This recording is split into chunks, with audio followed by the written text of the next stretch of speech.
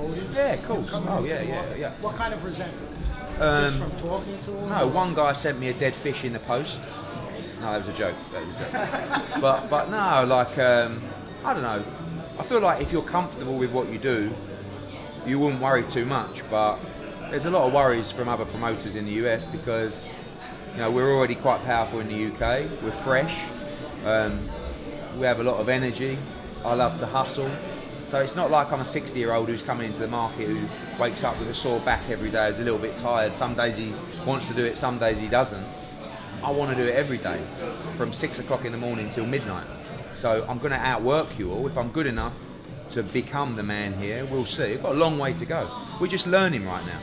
But we know what we're doing, and you know it's going to be exciting. Now, how would you feel if the United States promoters, more of them, come over to the UK to promote fights? They're more than welcome. Yeah, of course. More the better. I like competition. There's nothing more boring than just being number one and just, you know, having all the top fighters and the top shows, because you get lazy, you know, and your shows will be affected.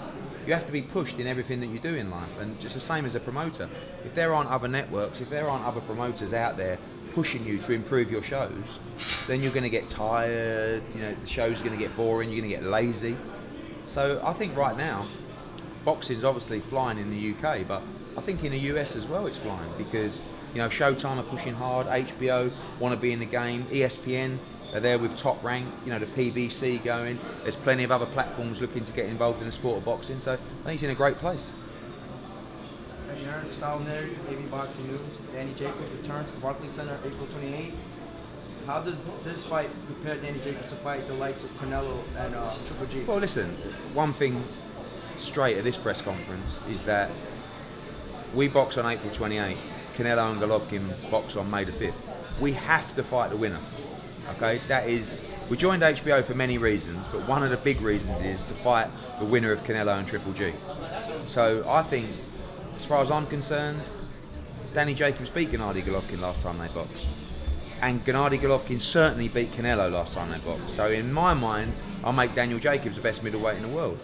So that's why we're here. We want the winner of that fight, and you know, I feel like it's a fight that has to happen. Not overlooking Selecki. Let's say that, you know, Jacob wins, and then winner Canelo Triple G. Do you see the same tactics that Sean Porter just did? I don't know if you saw what Sean Porter did. No. He confronted Keith Sean Thurman, Porter confronted everybody. Yeah. So do you see? Like I think he confronted the toilet attendant as well that night. You know, he was just everywhere. But no, listen. Sometimes, if you're frustrated that you're not getting the fights you want, you're not getting the activity you want, you have to take things into your own hands. And that's what Sean Porter did. Yeah. So I thought he was great, you know, at the weekend. And I don't think that's Danny Jacobs' style. But the difference between Danny Jacobs and Sean Porter is Sean Porter is a brilliant welterweight, but I'm not sure whether he's perceived to be, you know, in the top sort of 2, 3, 4 of that division. He's a very, very good fighter, and he's always an exciting fight. I feel like Danny Jacobs is the best middleweight, but we need to prove it again against Golovkin or against Canelo or against Billy Joe Saunders. But in the meantime, you know, we need to be fighting these guys. I mean, a lot of people, you know, sleep on Selecki and say, oh, who's Selecki? Selecki knocked out Centeno Jr., who's fighting Charlo for the interim WBC world title. Everyone's saying, wow, it's a great fight, Charlo's the next big thing. This guy's already beaten him. No, he's 26-0. He's a very, very tough man. There's going to be a huge amount of Polish in the arena on April 28th. This is a tough fight, and I said to Danny yesterday, you need to be on your game for this fight, because if you're not, this is the kind of fight you could slip up, and to slip up now and miss out on that big fight would be disastrous.